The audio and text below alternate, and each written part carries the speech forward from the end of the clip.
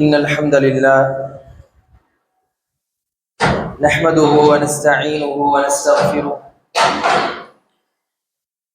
ونؤمن به ونتوكل عليه ونعوذ بالله من شرور أنفسنا ومن سيئات أعمالنا. من يهده الله فلا مضل له ومن يضلله فلا هادي له. ونشهد أن لا إله إلا الله وحده لا شريك له وأشهد أن محمدا عبده ورسوله. أما بعد، فقد قال الله تعالى في القرآن العظيم وفي الفرقان المجيد: فأعوذ بالله من الشيطان الرجيم. بسم الله الرحمن الرحيم. يا أيها الذين آمنوا اتقوا الله حق تقاته ولا تموتن إلا وأنتم مسلمون. وقال أيضا: يا أيها الذين آمنوا اتقوا الله وقولوا قولا سديدا يصلح لكم أعمالكم ويغفر لكم ذنوبكم ومن يطع الله ورسوله فقد فاز فوزا عظيما. وقال أيضا: يا أيها الناس اتقوا ربكم الذي خلقكم من نفس واحدة وخلق منها زوجها وبث منهما رجالا كثيرا ونساء واتقوا الله الذي تساءلون به والأرحام إن الله كان عليكم رقيبا. قال الله تعالى في كتابه الكريم: يا أيها الذين آمنوا اتقوا الله يا أيها الذين آمنوا ادخلوا في السلم كافة ولا تتبعوا خطوات الشيطان إنه لكم عدو مبين. اللهم صل على محمد وعلى آل محمد كما صليت على إبراهيم وعلى آل إبراهيم إنك حميد مجيد. اللهم بارك على محمد وعلى آل محمد كما باركت على إبراهيم وعلى آل إبراهيم إنك حميد مجيد. அன்பிற்கினிய இன்னமல்ல அல்லாஹ்வின் நல்லடியார்களே, அல்லாஹ்வுடைய மகத்தான கிருபையினால் அவனுடைய இறையில்லத்தில் அவனை இறையச்சத்தோடு வணங்க வேண்டும் என்கின்ற நோக்கத்தில் வணக்கங்களில் மிக மேலான வணக்கமாக இருக்கக்கூடிய ஜும்ஆ என்கின்ற வணக்கத்தை நிறைவேற்ற வேண்டும் என்கின்ற உயர்ந்த நோக்கத்தில் நாம் எல்லாம் இங்கு அமர்ந்து கொண்டிருக்கிறோம். அல்ஹம்துலில்லாஹ். அல்லாஹ் சுப்ஹானஹு வ தஆலா நம் அனைவருடைய அமல்களை ஏற்றுக்கொண்டு அதற்கான முழுமையான கூலியை தந்தல் புரிய வேண்டும் என்கின்ற பிரார்த்தனையோடு எல்லாம் வல்ல அல்லாஹ்வின் நல்லடியார்களே, நாம் எல்லாம் ரமலானுடைய மாதத்தை இன்னும் சிறிது நாட்களில் அடைய இருக்கிறோம். ரமலானுடைய மாதத்தை பொறுத்தவரையில் மற்ற ஏனைய மாதங்களை விட சிறந்த மாதமாக இருக்கிறது என்பதை நாம் ஒவ்வொருவரும் அறிந்து வைத்திருக்கிறோம். அதில் செய்யக்கூடிய அமல்களாக இருந்தாலும் சரி, அதை நாம் நோக்கக்கூடிய நோன்பாக இருந்தாலும் சரி, இன்னும் அதிலே இருக்கக்கூடிய ஒரு சில நாட்களுடைய சிறப்புகளாக இருந்தாலும் அது மற்ற மாதங்களை ஒப்பிட்டு பார்க்கும் பொழுது பல மடங்கு சிறப்பை அடைகின்றது இந்த ரமலானுடைய மாதம். எனவே தான் ரமலானுடைய மாதம் வந்துவிட்டால் நாம் செய்யக்கூடிய அமல்கள் மற்ற ஏனைய நாட்களை விட அதிகமாக இருக்கும். அந்த நாட்களில் செய்யும் பொழுது அல்லாஹ் சுப்ஹானஹு வ தஆலா அதை அதிகமாக விரும்புகின்றான், அதற்கு அதிகமான கூலியை வழங்குகிறான். அதுதான் மிக முக்கியமான ஒரு நோக்கம். ரமலானை அடைந்து விட்டோம் என்று சொன்னாலே நமக்கு ஞாபகம் வருவது அமல்களை அதிகமாக செய்ய வேண்டும். மற்ற நாட்களில் நாம் குர்ஆனை எடுத்து ஓதுவதை விட ரமலானுடைய மாதம் அதிகமாக ஓதும். மற்ற நாட்களில் நாம் தொழுவதை விட நோன்புடைய காலங்களில் நாம் தொழக்கூடிய தொழுகை அதிகமாக இருக்கும். இப்படி இந்த ரமலானுடைய மாதம் மாதம் என்று சொன்னாலே அது அமல்களுக்கான மாதம் என்பதை நாம் புரிந்து வைத்திருக்கிறோம். அப்ப இந்த அமல்கள் எதற்காக செய்கிறோம் என்று சொன்னால், ரமலானை மாதம் வந்துவிட்டால் முந்திக் கொண்டு மும்முரமாக முயற்சி எடுத்து நாம் செய்யக்கூடிய அமல்கள் எதற்காக என்று சொன்னால், நாளை மறுமை நாளில் நம்மை சொர்க்கத்திற்கு அழைத்து செல்ல வேண்டும் என்பதற்காக, நாளை மறுமை நாளில் அல்லாஹ்விடத்திலே சிறந்தவர்களாக, உயர்ந்தவர்களாக, மதிப்பிற்குரியவர்களாக நாம் மாற வேண்டும் என்பதற்காகத்தான் இந்த உலகத்தில் நாம் செய்யக்கூடிய அமல்கள் எல்லாம். ஆனால் அன்பார்ந்த சகோதரர் நபி ஸல்லல்லாஹு அலைஹி வஸல்லம் அவர்கள் சொன்னார்கள், உங்களுடைய அமல் உங்களை சொர்க்கத்திற்கு விளைவிக்காது என்று சொன்னார்கள். அன்பார்ந்த சகோதரரை நன்றாக விளங்கிக் கொள்ள வேண்டும். நபி ஸல்லல்லாஹு அலைஹி வஸல்லம் அவர்கள் சொன்னார்கள், உங்களுடைய அமல்கள் உங்களை சொர்க்கத்திற்கு அழைத்து செல்லாது. அப்ப சஹாபாக்கள் கேட்கிறாங்க, யா ரசூலல்லாஹ் உங்களையுமா அப்படின்னு கேட்கிறாங்க. உங்களுக்கும் உங்களுடைய அமல் சொர்க்கத்திற்கு அழைத்து செல்லாதா என்று கேட்கும் பொழுது ஆம் என்று சொல்லிவிட்டு சொன்னார்கள், அல்லாஹ் சுப்ஹானஹு வ தஆலாவுடைய பொருத்தம் இருந்தால் மட்டும்தான் உங்களால் சொர்க்கத்திற்கு நுழைய முடியும். சிந்தித்து பார்க்க வேண்டும். நாம் எத்தனையோ அமல்கள் செய்யறோம், ஆனால் அந்த அமல்கள் அல்லாஹ்விடத்தில் ஏற்றுக்கொள்ளப்பட்ட அமலாக இருக்கிறதா என்பதை சிந்தித்து பாருங்க. நபி ஸல்லல்லாஹு அலைஹி வஸல்லம் சொல்லிட்டாங்க, நீங்கள் செய்யக்கூடிய அமல்கள் எதுவும் அல்லாஹ்விடத்திலே சொர்க்கத்திற்கு நுழைவிக்காது. சொல்லிவிட்டு சொன்னார்கள், அல்லாஹ்வுடைய பொருத்தம் இருந்தாலே தவிர. நாம் செய்யக்கூடிய அமல்கள் எப்படி இருக்க வேண்டும்? அல்லாஹ்வுடைய பொருத்தத்தை பெற்றதாக இருக்க வேண்டும். ஒரு சிறந்த அறிவாளி, ஒரு சிறந்த முஃமின் யார் என்று சொன்னால், அவன் எவ்வளவு அமல்கள் செய்கின்றான் என்பதை விட அந்த அமலை எப்படியெல்லாம் பாதுகாக்க முடியும் என்பதை சிந்தித்து பார்க்கலாம். ஒரு மாதம் வந்துருச்சு, ரமலானை மாதம், அதில் செய்த அமல்கள் இவ்வளவு இவ்வளவு என்று நாம் எண்ணிக்கொண்டிருக்கிறோம். ஆனால் அந்த அமல்கள் எல்லாம் நான் மரணித்த பிறகு நாளை மறுமை நாளில் அல்லாஹ்விற்கு முன்னால் நான் இருக்கும் பொழுது அது அல்லாஹ்விடத்திலே பயனுள்ள அமலாக இருக்குமா என்பதை சிந்தித்து பார்க்க வேண்டும் ஒவ்வொருவரும். அதுதான் ஒரு அறிவுள்ள முஃமினுடைய அடையாளம். அப்படிதான் இல்லையா? அமல்கள் ஏராளமா செய்யறோம். 5 வக்து தொழுகை, கடமையான நோன்பு, நஃபிலான நோன்புகள், குர்ஆன் ஓதுதல், திக்ர் செய்தல், இதையெல்லாம் பாதுகாப்பாக நாளை மறுமை நாளில் எனக்கு பலனளிக்குமா என்பதை ஒவ்வொருவரும் சிந்தித்து பாருங்கள். ஏன்?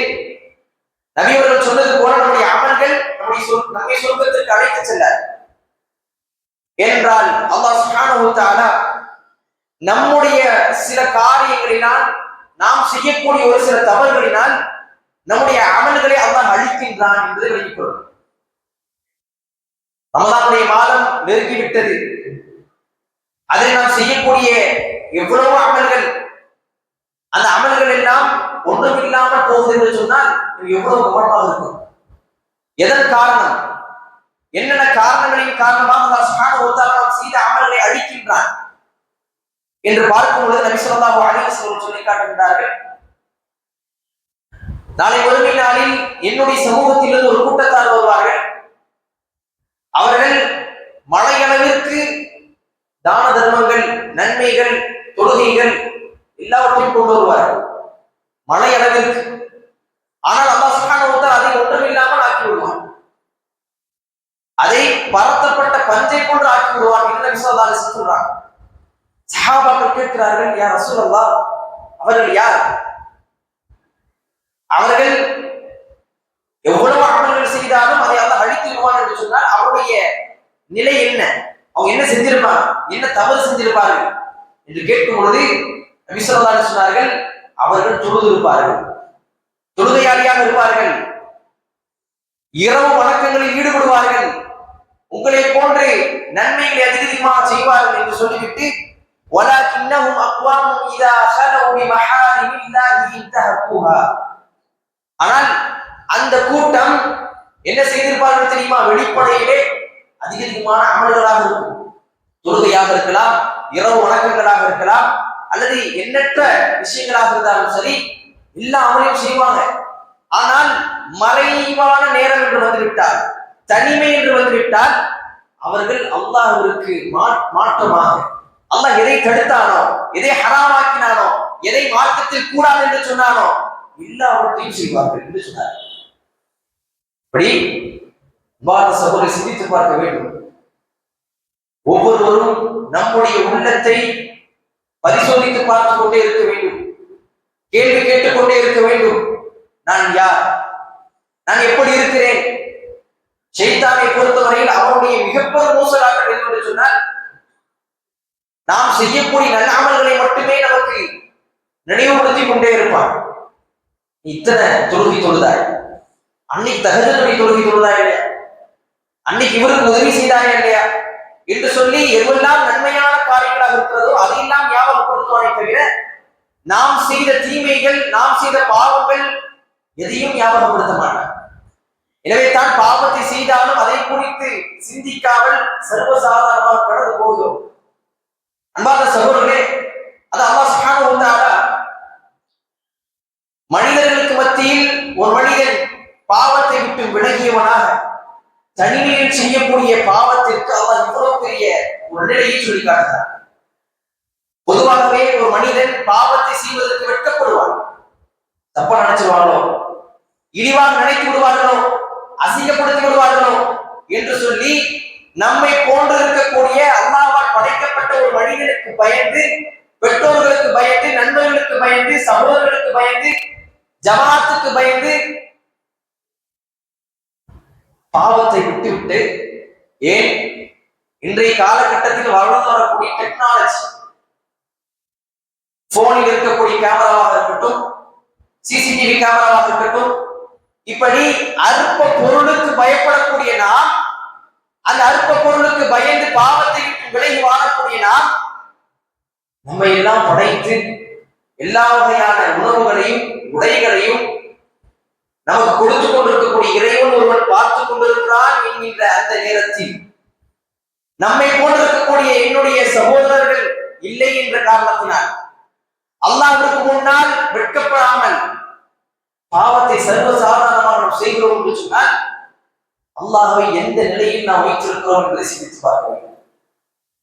அதனால்தான் ஒரு துஆவாக சொல்லும் பொழுது, யா அல்லாஹ், நான் உன்னை இறுதியாக பார்க்கக்கூடியவனாக நீ ஆக்கி விடாதே என்கின்ற ஒரு துஆவை நபி ஸல்லல்லாஹு அலைஹி வஸல்லம் கற்றுத் தருகிறார். அப்படி என்ன அர்த்தம்? யா அல்லாஹ், நான் மனிதர்களுக்கு பயந்து, பெற்றோர்களுக்கு பயந்து பாவத்தை விட்டு நீ பார்க்கக்கூடிய நேரத்தில் நான் பாவம் செய்யக்கூடியவனாக என்னை ஆக்கி விடாதே. இவ்வளவு பெரிய மோசமான ஒரு நிலை. என்னுடைய இறைவன் அவன் பார்க்கிறான், அவன் எனக்கு உணவளிக்கிறான், அவன் எனக்கு உடையளிக்கிறான், இந்த உலகத்தில் என்னை பறக்க செய்தவன் அவன், எனக்கு அருள்முறைகளை வழங்கியவன் அவன், அழகிய குடும்பத்தை தந்தவன் அவன். எதுவுமே செய்யாத மனிதர்களுக்கு மத்தியில் நான் பாவத்தை விட்டு விலகி வாழுகிறேன். ஆனால் என்னுடைய இறைவனுக்கு முன்னால் நான் பாவத்தை செய்கிறேன் என்று சொன்னால் அல்லாஹ்வை நாம் எவ்வளவு இழிவுபடுத்துகிறோம் என்பதை சிந்தித்து பார்க்க வேண்டும். இதைத்தான் அல்லாஹ் சொல்கிறார், அப்படிப்பட்டவர்களை அவருடைய அமல்களை நான் அழிக்கின்றேன், ஒன்றுமில்லாமல் ஆக்கி விடுவேன், நாளை மறுமை நாளில் பரந்தப்பட்ட பஞ்சை கொண்டு ஆக்கி விடுவேன் என்பதாக அல்லாஹ் சுப்ஹானஹு வ தஆலா சொல்லக்கூடிய செய்தியை நபி ஸல்லல்லாஹு அலைஹி வஸல்லம் சொல்லி காட்டுகிறார். அன்பார்ந்த சகோதரர்களே, இதை விளங்கிக் கொள்ள வேண்டும். மறைவில் செய்யக்கூடிய பாவங்கள் என்று எதுவெல்லாம் இருக்கிறதோ நம்முடைய உள்ளத்துக்கு தெரியும். நான் எதை மக்களுக்கு தெரியாமல், யாருக்கும் தெரியாமல் நான் செய்கின்றேன் என்பது நம்மிலே ஒவ்வொருவருக்கும் தெரியும். அதை சுட்டிக்காட்ட வேண்டும் என்ற அவசியம் கிடையாது. ஒவ்வொருவருடைய உள்ளமும் அதை பரிசோதித்து பார்க்க வேண்டும், கேட்டுக்கொள்ள வேண்டும். நான் எப்படி இருக்கிறேன்? தனிமையில் அல்லாஹ்வை அஞ்சி வாழுகின்றேனா? எனவே தான் தனிமையில் ஒருவர் பாவத்தை விட்டு விலகி வாழ்ந்தாலும், மேலும் ஒருவர் தனிமையில் இபாதத்தை செய்தாலும் அதற்கு அல்லாஹ் கொடுக்கக்கூடிய கூலிகள் மிகப்பெரியதாக இருக்கிறது. அதை பின்னால பார்ப்போம்.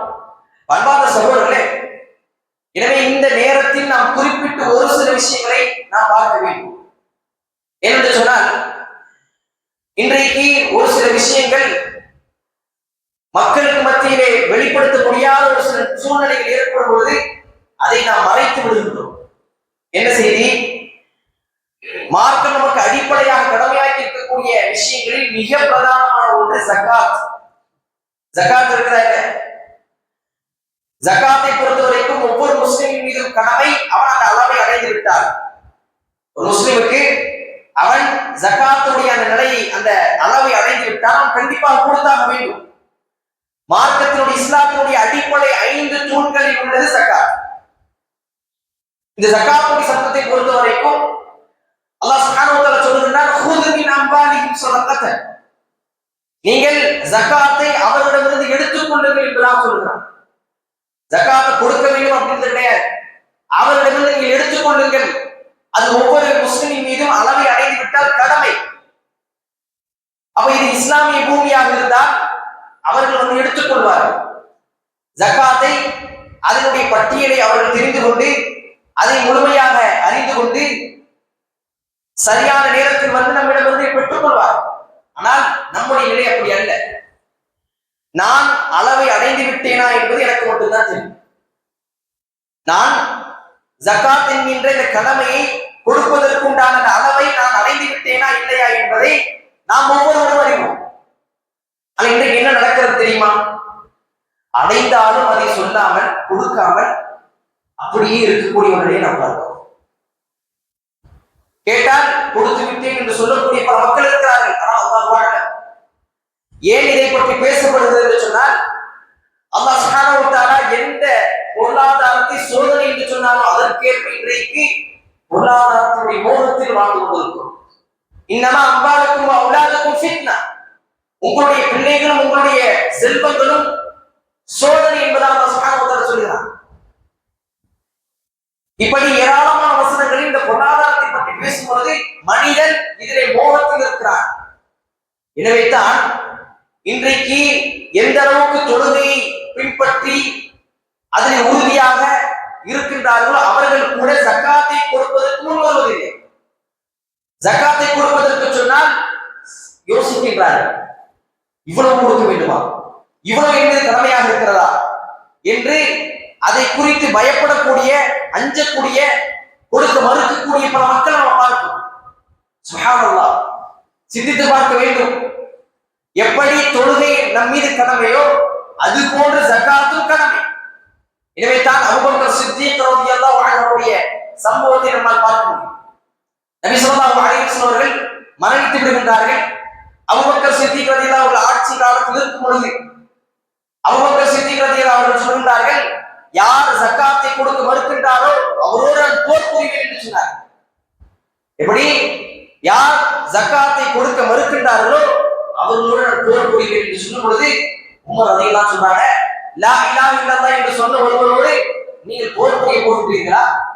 நபி அவர்கள் சொன்னார்களா இல்லையா? யார் ஒருவர் லா இலாஹ இல்லல்லாஹ் சொல்லிவிட்டாரோ அவருடைய பொருளாதாரம், அவருடைய உயிரும் பாதுகாக்கப்பட வேண்டும்.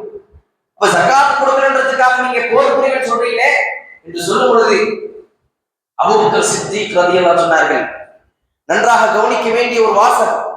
فقال والله لأقاتلن من فرق بين الصلاة والزكاة. யார் ஒருவர் இஸ்லாமிய அடிப்படையாக இருக்கக்கூடிய தொழுகையும் ஜகாத்தையும் பிரித்து பார்க்கின்றாரோ, எப்படி? யார் ஒருவர் தொழுகையும் ஜகாத்தையும் பிரித்து பார்க்கின்றாரோ அவரோடு நான் போர் புரிவேன், நிச்சயமாக போர் புரிவேன் என்று சொன்னார். இந்த இரண்டு விஷயங்களை நம்ம புரிந்து கொள்ளணும். ஒன்று, ஜகாத்தை கொடுத்து மறுத்ததற்காக அபூபக்கர் சித்தீக் ரலியல்லாஹு அவருடைய கோபத்தை நாம் பார்க்க வேண்டும். எப்படிப்பட்ட வார்த்தையை வெளிப்படுத்தினார்கள்? அவரோடு நான் போர் புரிவேன். சாதாரண வார்த்தையா? இன்னும் ஒரு வார்த்தை சொல்கின்றார்கள், யார் ஒருவர் சலாத்தையும் தொழுகையையும் ஜகாத்தையும் பிரித்து பார்க்கிறாரோ, இன்னைக்கு அப்படிதான் நம்ம செஞ்சுக்கிட்டு இருக்கோம். நம்மள பலர் தொழுகையை பிரித்தும் ஜகாத்தை பிரித்தும் பார்க்கிறோம்.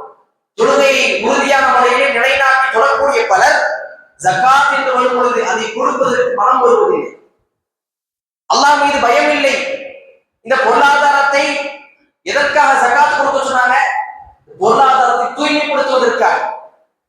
அதை மார்க்கம் கடமையாக்கியது. ஏழை எளியவர்களுக்கு கொடுத்து நம்முடைய அந்த பொருளாதாரத்தை தூய்மையாக்க வேண்டும். நீங்கள் அதை தூய்மைப்படுத்துவதற்காக. அப்ப அந்த அடிப்படையில் தான் ஜகாத்தை மார்க்கம் கடமையாக்கி இருக்கிறது. ஆனால் அந்த பொருளாதாரத்தை கொடுக்க மனம் வராமல் அதை நம்மோடு வைத்துக் கொண்டிருந்தோம் என்று சொன்னால் எவ்வளவு பெரிய மோசமான ஒரு நிலை என்பதை விளங்கிக்கொள்ளணும். சாதாரண சொன்னா கிடையாது, ஏதோ முஸ்தஹப் விரும்பத்தக்க விஷயம் கொடுப்பது சதகாவை போன்று கிடையாது. ஜகாத் என்பது கண்டிப்பாக கொடுத்தாக வேண்டும். இல்லாவிட்டால் என்ன ஆகும் தெரியுமா? அன்பார்ந்த சகோதரர்களே, எந்த பொருளாதாரத்தை ஆசையோடும் நேசத்தோடும் பாசத்தோடும் அதை பதுக்கி வைத்துக் கொண்டிருந்தோமோ அந்த செல்வம் நாளை மறுமை நாளில் எப்படி வரும் என்பதை அல்லாஹ் சுப்ஹானஹு வ தஆலா சொல்லி காட்டுகிறார். என்ன சொல்றார்? وَيَصُدُّونَ عَنْ سَبِيلِ اللَّهِ وَالَّذِينَ يَكْنِزُونَ الذَّهَبَ وَالْفِضَّةَ وَلَا يُنْفِقُونَهَا فِي سَبِيلِ اللَّهِ فَبَشِّرْهُم بِعَذَابٍ أَلِيمٍ. அதாவது யார் ஒருவர் தங்கத்தையும் வெள்ளியையும் சேகரித்து வைத்துக் கொண்டு அல்லாஹ்வுடைய பாதையில் செலவழிக்காமல் இருக்கிறார்களோ இழிவான வேதனையை கொண்டு அவர்களுக்கு சுப செய்தி சொல்லுங்கள்.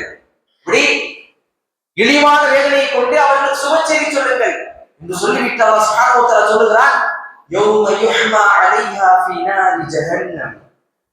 இந்த பொருளாதாரத்தை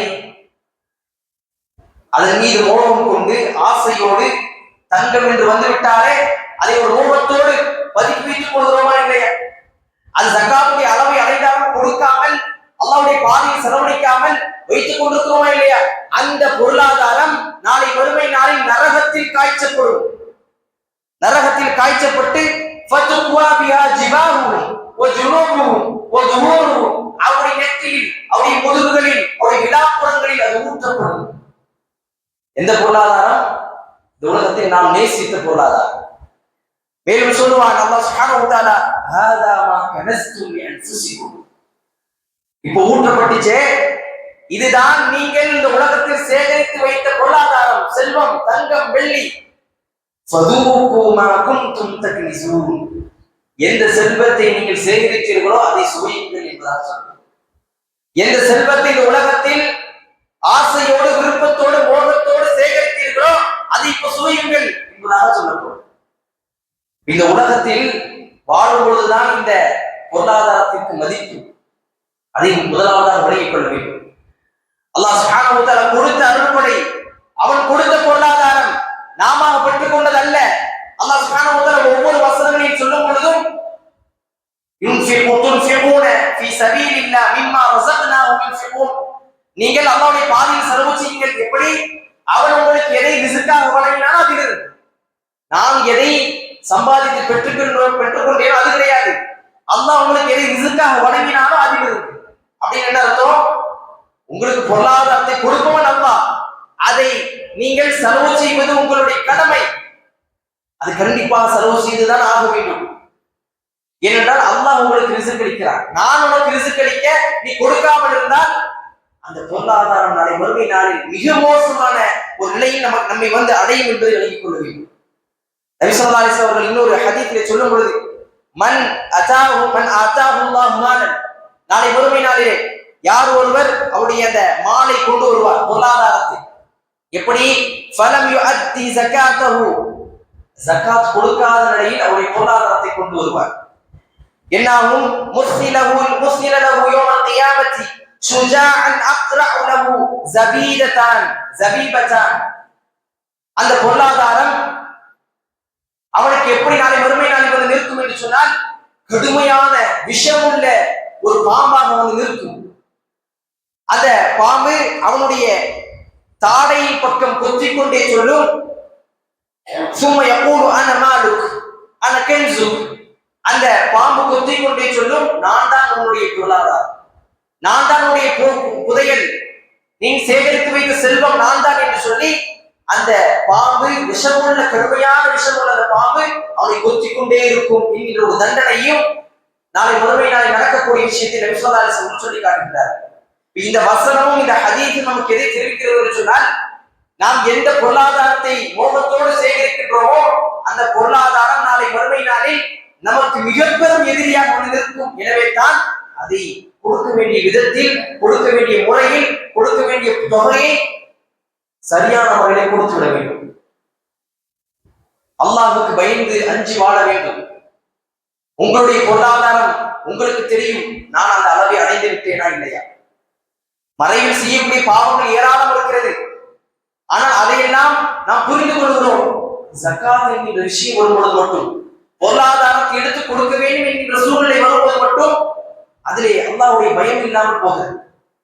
பொருளாதாரத்தினுடைய ஆசை, அந்த மோகம், அது கொடுக்க விடாமல் தடுக்கின்றது. ஷைத்தான் உன்னுடைய பொருளாதாரம் குறைந்துவிடும், நீ சம்பாதித்தது என்று உன்னுடைய உள்ளத்தை போட்டுக்கொண்டே இருக்கின்றான். எனவே தான் அல்லாஹ் சுப்ஹானஹு வ தஆலா சொல்லி காட்டுகின்றான், அஷ்ஷைத்தான் யஇதுகுமுல் ஃபக்ர், உங்களுக்கு ஷைத்தான் ஏழ்மையை ஏவிக்கொண்டே இருப்பான், வாக்களித்துக் கொண்டே இருப்பான். எதை? ஏழ்மையை. நீ கொடுத்தா உன்னிடத்துல குறைஞ்சிடும், நீ கொடுத்தா நீ ஒண்ணும் இல்லாமல் போயிடுவ, நீ கொடுத்தா உன்னுடைய குடும்பத்தை பார்த்துக் கொள்ள முடியாது, நீ கொடுத்தா உனக்கு உணவு இல்லாமல் போய்விடும் என்று ஏழ்மையை ஏவிக்கொண்டே வாக்களித்துக் கொண்டே இருப்பான். அல்லாஹ் யஇதுகும் மக்ஃபிரத்தன் மின்ஹு வ ஃபضلا. ஆனால் அல்லாஹ் உங்களுக்கு எதை வாக்களிக்கிறான் தெரியுமா? பாவ மன்னிப்பையும் அவருடைய அருள்கொடையையும் அல்லாஹ் வாக்களிக்கிறான். நீங்கள் கொடுத்தால் அல்லாஹ் பாவங்களை மன்னிக்கிறான், நீங்கள் கொடுத்தால் அல்லாஹ் அதிகப்படுத்தி தருகின்றான். நாம் எதை எடுக்க வேண்டும்? கொடுக்காமல் நம்மிடமே வைத்துக் கொள்வதா, அல்லது கொடுத்து அல்லாஹ்விடமிருந்து அதிகமாக பெற்றுக் கொள்வதா? அன்பார்ந்த சகோதரர்களே, ஜகாத்துடைய விஷயத்தில் மிக கவனமாக இருக்க வேண்டும். நாம் அளவை அடைந்தது யாருக்கும் தெரியாவிட்டாலும் அல்லாஹ் அறியக்கூடியவனாக இருக்கின்றான். எந்த இறைவன் உங்களுக்கு ரிஸ்க் அளித்தானோ, பொருளாதாரத்தை கொடுத்தானோ, செல்வத்தை வழங்கினானோ, வீட்டை வழங்கினானோ, அந்த இறைவன் பார்த்துக் கொண்டிருக்க நீங்கள் கொடுக்க வேண்டும். என்னுடைய சொந்தக்காரர்கள் பார்க்கல, ஜமாத்தார்கள் பார்க்கல, அவர்களுக்கு தெரியாது, இவர்களுக்கு தெரியாது, அதனால நான் வச்சு கொள்றேன் என்று இருந்தால் அவர்கள் உங்களுக்கு பொருளாதாரம் கொடுத்தார்கள், அவர்கள் தான் உங்களுக்கு செல்வத்தை வழங்கினார்களா, வீட்டை வழங்கினார்களா? இறைவன் வழங்கினார். அந்த இறைவன் உங்களுக்கு ரிஸ்க் அளிக்கிறான். இன்னல்லாஹ் ஹுவர் ரஸ்ஸாக், அவன் தான் வாழ்வாதாரத்தை வழங்கக்கூடியவன். அவன் பார்க்கும் பொழுது அது மறைவாக இருந்தாலும் அதை கொடுத்து அல்லாஹ்விடமிருந்து நாம் நேசத்தையும் பொருத்தத்தையும் பெற வேண்டுமா இல்லையா? இதை மிகவும் கவனமாக இருக்க வேண்டும். தொழுகையை எவ்வளவு தொழுதுவிட்டு, அதிகமாக தொழுதுவிட்டு, நோன்புடைய காலங்களில் கால் கடுக்க முயற்சி செய்து கண்ணீர் சிந்தி நாம் செய்யக்கூடிய ஒவ்வொரு பிரார்த்தனைகளும் அங்கீகரிக்கப்படும் என்று சொன்னால், இது போன்ற ஜகாத்துடைய நிலைகள், ஜகாத் கொடுக்க வேண்டிய நேரம் வரும் பொழுது அதிலே நாம் சரியாக இருக்க வேண்டும். அதிலே நாம் பொதுப்போக்காக இருந்துவிட்டு மறைவென்று வந்து விட்டால் நாம் பாவங்கள் அதிகமாக செய்து கொண்டு வெளிப்படையில் நாம் அதிகமான தொழுகைகளையும் நோன்புகளையும் கொடுத்துக் கொண்டிருந்தால், செய்து கொண்டிருந்தால், அதன் மூலம் இந்த பலனும் இருக்காது என்பதை விளங்கிக் கொள்ள வேண்டும். இப்படி ஏராளமான பாவங்கள் இருக்கு. வியாபாரம் என்று எடுத்துக்கொண்டால் அது பெரிய ஒரு டாபிக். வியாபாரத்துல நான் எப்படி இருக்கிறேன்? நான் நீதமான முறையில் நடந்து கொள்கிறேனா, அல்லது மனிதர்களிடத்தில், மக்களிடத்தில் மோசடி செய்கின்றேனா? இதெல்லாம் அல்லாஹ்வுக்கும் நமக்கும் உள்ள விஷயங்கள். அந்த நேரத்தில் நான் எப்படி இருக்கிறேன்? இன்றைக்கு ஒரு அந்நிய பெண்ணிடத்தில் சர்வசாதாரணமாக பேசுகின்றார்கள். பெற்றோர்கள் பார்க்கவில்லை, இன்றைக்கு கையிலே மொபைல் போன் இருக்கிறது. சர்வசாதாரணமாக எப்படி இன்றைக்கு கல்லூரிகளும் பள்ளிக்கூடங்களும் ஆண் பெண் கலப்பாக இருக்கிறது. இதனால் மிக பெரும் இழிவு அரங்கேறிக் கொண்டிருக்கிறோம். பார்க்கிறோம் மானக்கேடான விஷயங்கள் இன்றைக்கு சர்வசாதாரணம் நிகழ்கின்றது. என்ன காரணம்? மார்க்கம் தடுத்த விஷயத்தை இன்றைக்கு வெளிப்படையாக, ஏன் ஒரு சிலர் மறைமுகமாக செய்து கொண்டிருந்தாலும் பலரும் இதற்கு முன்னால் மறைமுகமாக செய்து கொண்டிருந்த பாவங்கள் இன்றைக்கு வெளிப்படையாக சர்வசாதாரணமாக செய்யப்படும். இதை நாம் மிகவும் கவனமாக இருக்க வேண்டும்.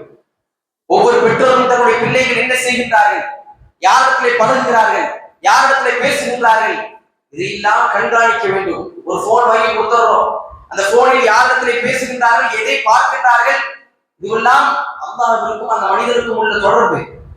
அந்த விஷயங்கள் நாம் எப்படி இருக்கிறோம் என்று சிந்தித்து பார்க்கிறோம். இன்றைக்கு ஆபாசமான விஷயங்கள் சர்வசாதாரணமாகிவிட்டது.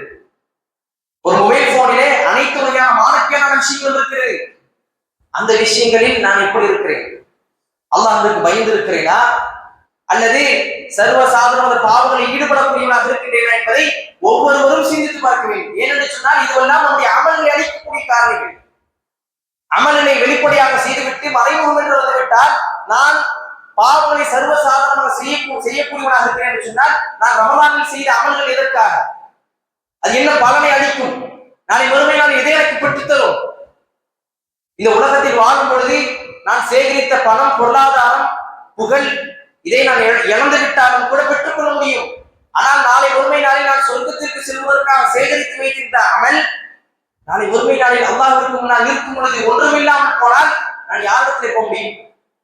மாலிக் யௌமித்தீன், அவன் மட்டுமே ஆட்சியாளனாக அதிகாரம் செலுத்தக்கூடியவனாக இருக்கக்கூடிய அவனுக்கு முன்னால் போய் இருக்கும் பொழுது அவன், நீ மறைவில் நான் பார்த்து கொண்டிருக்கும் போது தவறுகளை செய்தவன், உனக்கு அமல்கள் கிடையாது, அமல்களுக்கு மதிப்பு கிடையாது, பலன் கிடையாது, நீ நரகத்திற்கு போய் என்று சொல்லிவிட்டால் நான் என்ன நிலையில் இருப்பேன், நாளை மறுமை நாள் என்னுடைய நிலை என்ன என்பதை ஒவ்வொருவரும் சிந்தித்து பார்த்துக் கொண்டே இருக்க வேண்டும், பரிசோதித்து பார்த்துக் கொண்டே இருக்க வேண்டும்.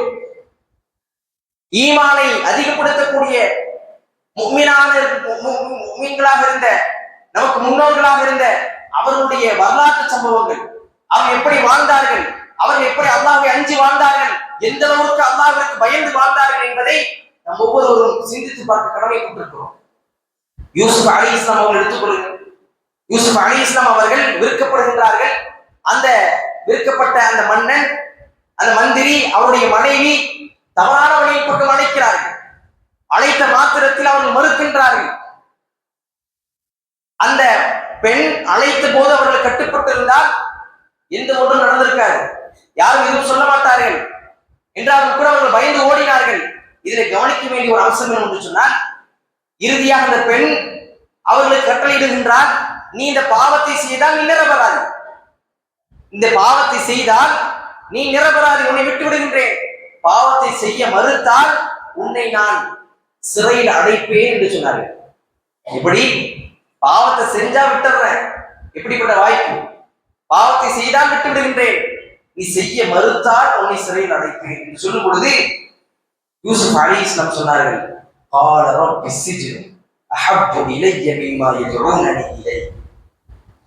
இவர்கள் எதன் பக்கம் அழைக்கிறார்களோ அதை விட எனக்கு சிறைச்சாலை சிறந்தது என்று சொல்லி அவர்கள் அல்லாஹ்விற்கு பயந்து அஞ்சி அல்லாஹ்வுடைய அருள் கொடைகளை நினைத்து அல்லாஹ் என்னை எப்படியெல்லாம் வைத்திருக்கிறான் என்பதை புரிந்து கொண்டு சிறையில் அடைந்தார்கள். அதில் பல வருட காலம் இருந்தார்கள். இதெல்லாம் எவ்வளவு பெரிய படிப்பினை என்பதை விளங்கிக் கொள்ள வேண்டும். எந்த அளவுக்கு அல்லாஹ்வை அஞ்சி வாழ்ந்திருக்கிறார்கள். இந்த உலகத்தில் அல்லாஹ் சுப்ஹானஹு வ தஆலா வைத்திருக்கக்கூடிய ஆக மிகப்பெரும் சோதனை ஆண்களுக்கு பெண்கள். பெண்களைத்தான் அல்லாஹ் சுப்ஹானஹு வ தஆலா மிகப்பெரும் சோதனையாக வைத்திருக்கிறார். அப்படிப்பட்ட அந்த சோதனையில் இருந்து யூசுப் அலைஹிஸ்ஸலாம் அவர்கள் தப்பித்துக் கொண்டார்களா இல்லையா, தன்னை காத்துக் கொண்டார்களா இல்லையா? இதை தாண்டி இருக்கக்கூடிய எத்தனையோ பாவமான காரியங்கள், சோதனைகள் இந்த உலகத்தை சுற்றிலும் நம்மை சுற்றிலும் விழுந்து கொண்டுதான் இருக்கிறது. அதையெல்லாம் தவிர்த்து கொண்டு வாழ வேண்டும், பாவத்தை விட்டு விலகி வாழ வேண்டும். இதுவரை நான் செய்திருந்தாலும் இனிமேல் நான் செய்ய மாட்டேன் என்ற முடிவெடுக்க வேண்டும். அன்பார்ந்த சகோதரர், என்று சொன்னால் அல்லாஹ் சுப்ஹானஹு வ தஆலா மறைவிலே நாம் ஒரு பாவத்தை விட்டு விலகினோம் என்று சொன்னால் அல்லாஹ் அதற்கு கொடுக்கக்கூடிய கூலி மிகப்பெரிய கூலி என்பதாக சொல்றான். இன்னல்லதீன யக்ஷவுன ரப்பஹும் பில் கைபி லஹும் மக்ஃபிரத்துன் வ அஜ்ருன் கபீர். யார் ஒருவர் மறைவில் அல்லாஹ்வை அஞ்சி வாழ்கின்றார்களோ லஹும் மக்ஃபிரா, அவர்களுக்கு பாவ மன்னிப்பு தருகின்றேன், வ அஜ்ருன் கபீர், மிகப்பெரும் கூலியை தருகின்றேன். எப்படி சாதாரண கூலி என்று சொல்லல, மிகப்பெரும் கூலி. இதற்கு உதாரணமாக பார்த்தால் இப்னு உமர் ரலியல்லாஹு அன்ஹு சம்பவத்தை எடுத்துக்கொள்ளலாம். இப்னு உமர் ரலியல்லாஹு அவர்கள் ஒரு முறை பாலைவனத்தில் நடந்து செல்லும் பொழுது ஒரு சிறுவனை பார்க்கிறார்கள். அந்த சிறுவன் ஆடுகளை மேய்த்துக் கொண்டிருக்கிறான். நாம் ஒவ்வொரு முறையும் அடிக்கடி கேட்கக்கூடிய ஒரு சம்பவம். ஆனால் அந்த சிறுவனுடைய தக்வா, இறை எச்சம் நமக்கு வர வேண்டும். அந்த சிறுவனை பார்க்கிறார்கள், அந்த சிறுவனை உணவுக்காக அழைக்கிறார்கள், சாப்பிடுவதற்காக. அந்த சிறுவன் சொல்கிறான், நான் நோன்பாளியாக இருக்கிறேன். அப்ப நோன்பாளியாக இருக்கிறான் என்று சொல்லி உமர் ரலியல்லாஹு அவர்கள் ஆச்சரியப்படுறாங்க. கடுமையான வெயில், நோன்பாளியாக இருக்கிறான், ஆடுகளை மேய்த்துக் கொண்டிருக்கிறான், சிறுவனாக இருக்கிறானே, அவனை சோதிக்கின்றார்கள். நீ இந்த ஆட்டிலிருந்து ஒரு ஆட்டை எனக்கு தந்துவிடு என்று சொல்லும் பொழுது அந்த சிறுவன், இது என்னுடைய எஜமானுடைய ஆடு என்பதாக சொல்றான். உன்னுடைய எஜமானிடத்திலே ஒரு ஓனாய் சாப்பிட்டு விட்டது என்பதாக சொல்லிரு. நீ எனக்கு ஒரு ஆடு தந்தா நான் அதனுடைய ஒரு பகுதியை உனக்கு இஃப்தாருக்காக, நோன்பு திறப்பதற்காக தருகிறேன் என்ற ஒரு டீல் போடுறான், சோதிப்பதற்காக. உடனே அந்த சிறுவன் பயப்படுகின்றான். ஐநல்லா என்று தன்னுடைய கையை உயர்த்தியவனாக பின்னோக்கி சென்றான். பார்த்த மாத்திரத்தில் உமர் ரலியல்லாஹு அன்ஹு மிகப்பெரும் ஆச்சரியம். இந்த சிறுவனுக்கு இவ்வளவு இரையச்சமா? அந்த இரையச்சத்தின் வெளிப்பாடாக எஜமான் அந்த இடத்துல இல்ல, அந்த காரணத்தை சொன்னால் அந்த எஜமான் ஏற்றுக்கொள்ளத்தான் செய்ய வேண்டும் என்றால் அன்றைக்கு ஓனாய் ஒரு ஆட்டை பிடித்துக் கொண்டு செல்வது வழக்கம். ஆனால் அந்த நேரத்தில் அல்லாஹ்வை பயந்தானா இல்லையா? இதனால் இப்னு உமர் ரலியல்லாஹு அவர்கள் அந்த சிறுவனை எஜமானிடத்தில் அழைத்து சென்று அந்த ஒட்டுமொத்த ஆட்டு மந்தையும் வாங்கி இந்த சிறுவனுக்கு கொடுக்கிறார். அல்லாஹ்வை அஞ்சியதின் காரணமாக அல்லாஹ் கொடுத்த கூலியை பாரு. அல்லாஹ்விற்கு அஞ்சாமல் எஜமானை ஏமாற்றினால் அந்த சிறுவனுக்கு அந்த ஆற்றிலிருந்து ஒரு பகுதி தான் கிடைத்திருக்கும். ஆனால் அல்லாஹ்வை அஞ்சி வாழ்ந்தான். அல்லாஹ்வை அந்த எஜமான் இல்லாவிட்டாலும் இறைவனுக்கு அஞ்சினான். என்னுடைய இறைவன் பார்த்துக் கொண்டிருக்கிறான். ஐன் அல்லாஹ், அல்லாஹ் எங்கே இருக்கிறான் என்று கேட்டவனாக, பின்னோக்கி சென்றவனாக, அல்லாஹ்வை பயந்து நடந்ததின் காரணமாக அல்லாஹ்வுக்கு கொடுத்த கூலி ஆட்டு மந்தையை கொடுத்தான்.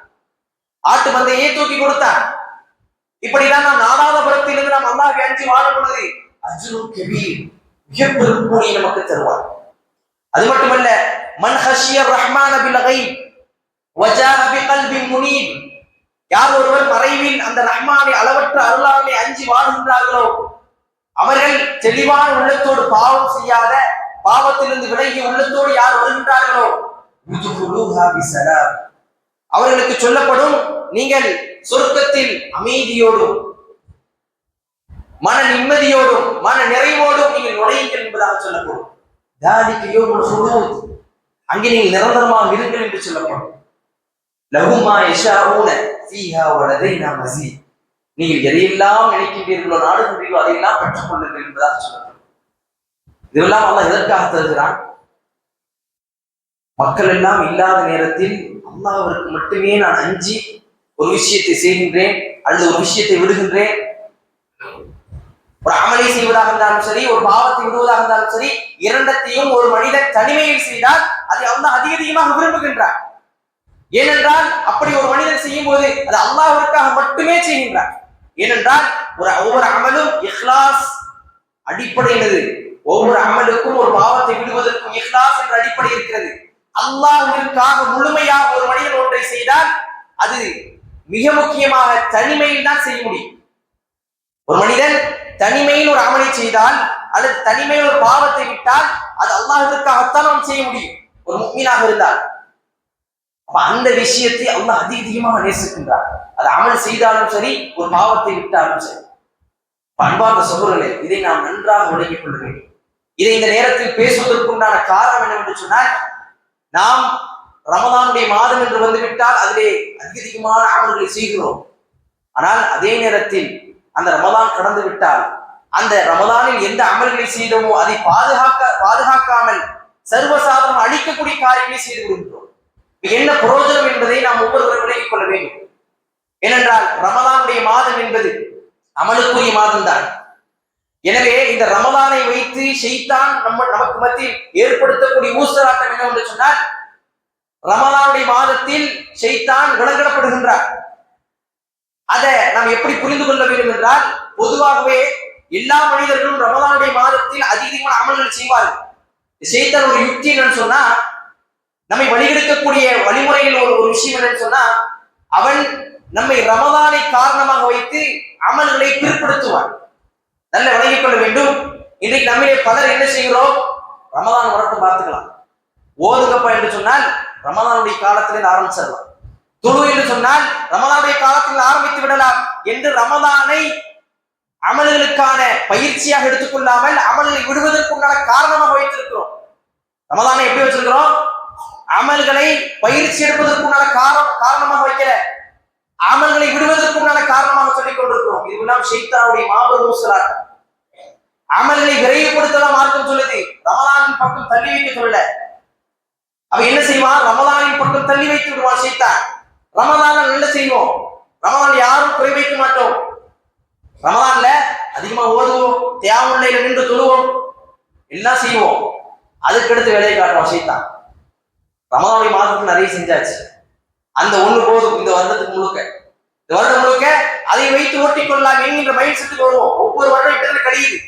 ஒவ்வொரு வருடமும் ரமலானுடைய மாதத்திலே செய்கின்றோம், அதுக்கடுத்து விட்டுறோம். தொழு வர்றது கிடையாது, நோன்பு பிடிப்பது கிடையாது, அல்லது மற்ற நஃபிலான வழக்கங்கள் எதுவும் கிடையாது, கியாமுல் லைல் கிடையாது, தஹஜ்ஜுத் கிடையாது, சுபூஹ் கிடையாது, ஃபஜ்ர் கிடையாது, எதுவுமே இல்லாமல் போய் விடுகின்றது.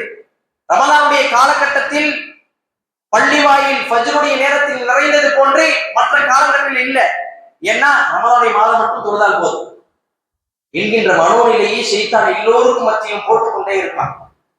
எனவே அன்பார்ந்த சகோதரர்களே, இதை நாம் தெளிவாக விளங்கிக் கொண்டு அமல்களை செய்வதோடு அதை பாதுகாப்பதற்குண்டான வழிமுறைகளில் நாம் ஈடுபட வேண்டும். அதுதான் உண்மையான முஃமினுடைய அடையாளமாக இருக்கிறது. எனவே இதை நாம் கருத்தில் கொண்டு நம்முடைய வாழ்க்கையில் சிறந்த அமல்களை செய்யக்கூடியவர்களாக, அதை பாதுகாக்கக்கூடியவர்களாக, நாளை மறுமை நாளில் அல்லாஹ்விடத்திலே பொருத்தத்தை பெற்றவர்களாக, சொர்க்கத்தில் நுழையக்கூடியவர்களாக இருக்க வேண்டும் என்று கூறி என்னுடைய முதலாவது உரையை முடித்துக் கொள்கின்றேன்.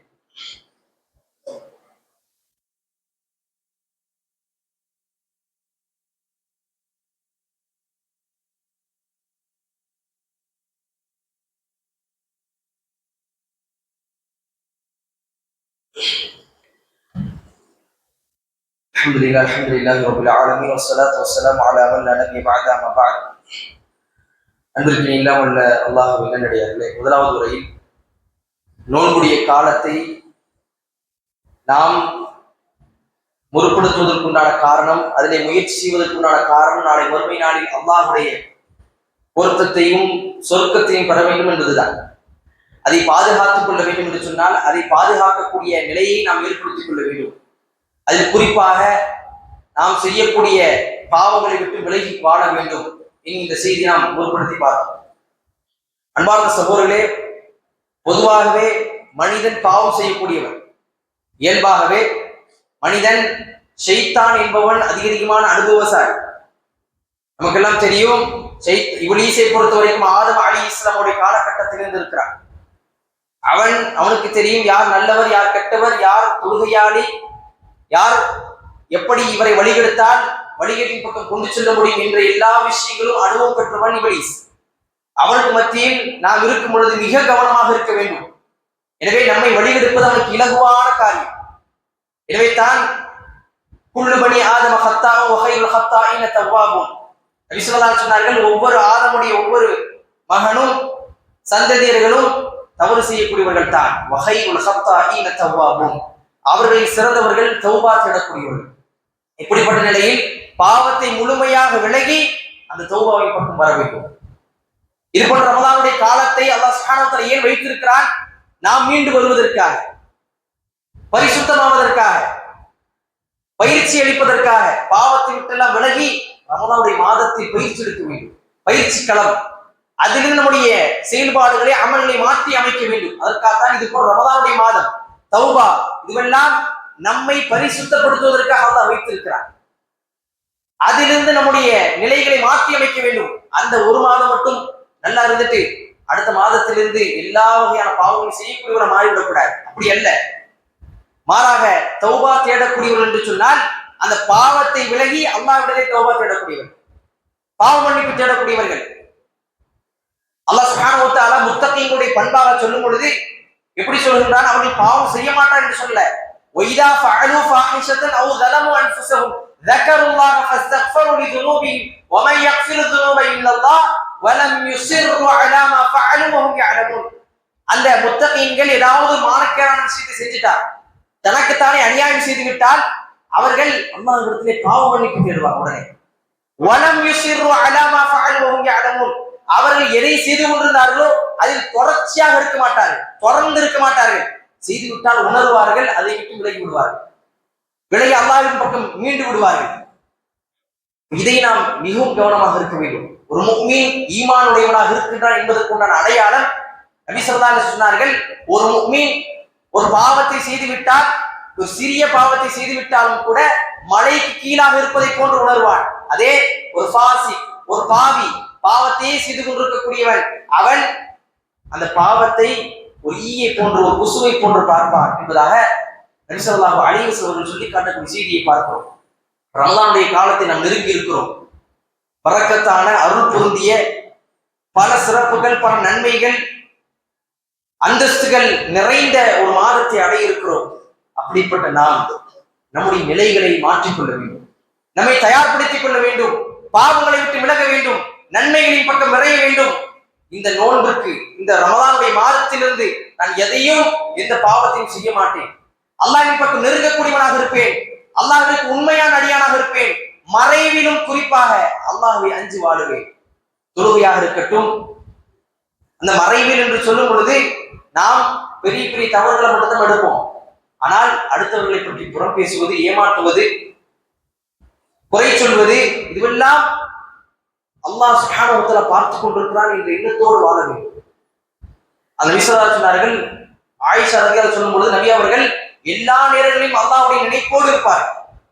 நம்ம எல்லா நேரங்களையும் அல்லாஹ் நினைவு கூறிக்கொண்டே இருக்க வேண்டும். அப்போதான் தவறின் பக்கம் போக மாட்டோம்.